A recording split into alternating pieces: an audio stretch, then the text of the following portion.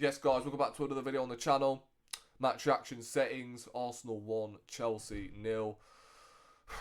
God almighty, someone please give me back my 2 hours, because that was a different level of dross. The fact it was a London derby, and this is what we got served up today. Absolutely dreadful. I thought Arsenal were the better team, to be fair, but yeah, overall, it's not a game that you're watching back on the highlights, that's for sure, because Christ, it was boring. Let's just have it right. No bite from either team in the final third. I mean, it's more embarrassing when you look at Chelsea, when they spent £1 billion and the amount of forwards they've brought in, and they're this toothless. Going forward is more embarrassing. Whereas Arsenal, up to the point we scored, we should have been at least 3 or 4 up. So that sums us up in front of goal. We're creating chances, but we can't put them away. And it came from a Marino corner to get us the 3 points. So look, 3 points is all that matters, but yeah, the football is getting worse week in, week out. And it just so happens that we won the game because Chelsea were just rubbish. Let's have it right. They are shit. And say if they would have played a low block and actually played counter-attack, then they could have got something out of the game. But no. Both managers were sort of going through emotions, really. It's the same with Arsenal. Like, we don't really have anything to play for in the Premier League. I count these Premier League games as momentum going into that Real Madrid game. So we need 9 points out of, well, 6 points, should I say, over Fulham and Everton. Those are our next 2 games until we play Real Madrid. So, yeah, I want us to win them both. So we do have something that Real Madrid can think about. But obviously it's international break now. I've never been so happy to see an international break, I can't lie, because yeah, this period of watching Arsenal has been nothing short of just pain. And I am kind of happy that we get 2 weeks off. So, yeah, what more is there to say? I mean, the game was boring. No one really wanted to be there. Let's be honest. Both teams did not want to be there. And as I said, in the opening 25-30 minutes, Arsenal should have been at least 3 or 4 up. The referee was wank today. The fact Fofana managed to stay on the pitch baffles me. He only got a yellow card, and that was because he delayed the restart. It's mad how that guy managed to stay on the pitch. I mean, the incident with him and Declan Rice, VAR checked it, but of course, it didn't go our way. Let's say Fofana was playing for Arsenal and Declan Rice had a Chelsea shirt on, then we all know Fofana would have been sent off. And then, I think he took out, was it Lewis Skelly? Still no booking. It's madness how Fofana did not get a second yellow. But still, doesn't really matter because we got away with the 3 points. Another victory against Chelsea. I think that's, 3 years in a row we've beaten Chelsea at our ground. So, yeah, can't complain with the victory, but the performance, yeah, as I mentioned earlier, the football's getting worse. And yeah, in front of goal, it's laughable sometimes. I mean, Trossard had a couple of opportunities where Robert Sanchez, man like Lacazette in goal, playing for Chelsea, in the first half, I don't think he caught the ball once. And it fell to Trossard on a couple of occasions, and he either didn't shoot or he barely generated any power behind his shots. And look, I think Trossard's been a great signing for Arsenal, but I think it's time to go in the summer. Honestly, if we renew his contract when there's an opportunity there to get money, I think it would be criminal. At that age as well, he's not really going to get any better from here, so I think we should move him on in the summer. This doesn't mean Trossard has not been a good signing for Arsenal. I think he's been clutch in many moments, but yeah, this season he's been so inconsistent. There's been moments where he has stepped in for Saka, but there's games where he just offers nothing.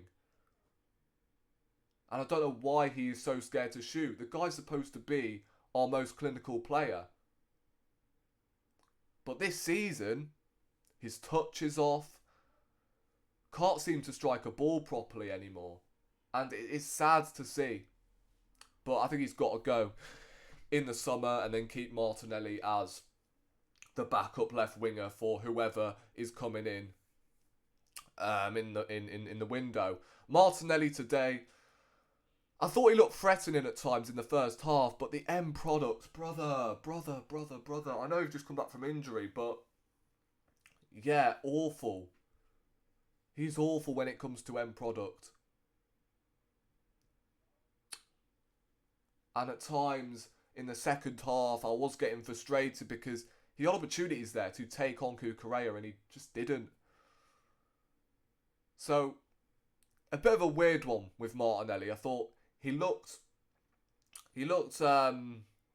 threatening at times in the first half. Second half, faded quick, man. And again, he's not a right winger. He's not been playing well on the left lately. So I don't know what makes his manager think that, he's going to play well on the right. I mean, come on. This gimmick has to stop. Marino, I thought had a quiet game up to the point he scored, actually. And for the rest of the game, I don't know. His hold-up play was alright. But again, he's not a 9. I mean, I don't mind if we throw on Marino up front as like a sub. As a super sub when we need a goal. Because it worked against Leicester. But when he's starting games, I don't really see a whole lot from him. Ødegaard I thought was a bit better today. Got the assist. His press was good. But again, this form is concerning. And obviously he got subbed off. Not because I think he was playing poor, but because we had to see out the game. I think we played Tierney at left centre mid for the rest of the game, which is just hilarious. I thought Rice had a solid game in there. Same with Partey. Defence didn't really have a whole lot to do. I thought Lewis Skelly had a decent game. Saliba and Gabriel. I thought Saliba had a couple of shaky moments in the first half. Second half, he was flawless. Gabriel, captain's armband at the end of the game. That's what we're talking about. Keep that armband, bro. Keep that armband. Because that is my captain right there. And Timber. We've got to talk about Jurriën Timber, by the way. He is, for me, one of the best right-backs in the league so far this season. Along with Ola Aina, I believe, at Nottingham Forest. He is the best, well, one of the best right-backs in the Premier League this season. No one seems to really talk about him because he's come back from an ACL injury. He's never failed to put in an 8 out of 10. Never. I don't think he's had a game this season where I've gone, he's the worst player on the pitch. I think he's criminally underrated. And 35 million is an absolute steal for a player like Jurriën Timber because he is class. For me, he was my man of the match. If you ask me, locked up, who was it, Sancho on his side. And I've always maintained that he is a better defender than Ben White, 100%. And I think he should start against Real Madrid because, as I said, he does solidify that right-hand side.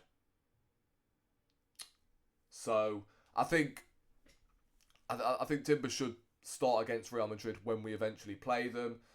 And he is keeping Ben White out of the side at this moment in time. I think since Ben White's come back, he has looked a bit rusty, which is understandable because he has been out for a while, and he's come back in, had a couple of minutes against PSV on Wednesday, and then he played against, obviously, West Ham. I think that was actually his first game back as well. So, yeah, he's had a few minutes here and there, but yeah, Timber right now, it was good to see him obviously get rested against PSV. Raya, again, didn't really have a whole lot to do. He had that bozo moment in the first half, though, when yeah, he almost dropped it in his own net.